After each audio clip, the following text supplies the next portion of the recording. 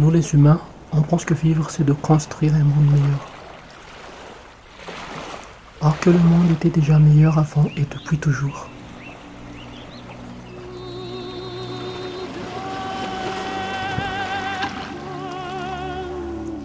Notre planète ne va pas tenir longtemps dans ce rythme.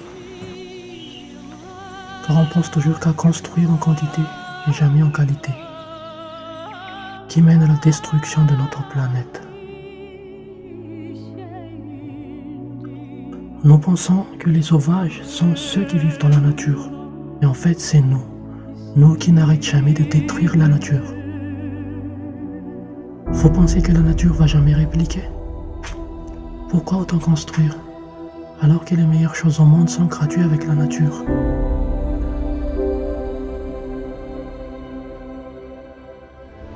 Ce documentaire consiste à vous faire connaître d'une autre façon que la nature nous fait vivre le meilleur bonheur au monde. Mon nom c'est Sami India. Je suis un raider. Je fais du trial. Grâce à mon sport, je vais vous amener dans un monde meilleur, dans une île paradisiaque et que l'on pense perdue, alors que le bonheur de vivre se trouve ici, avec ses paysages magiques et un peuple sociable. Madagascar.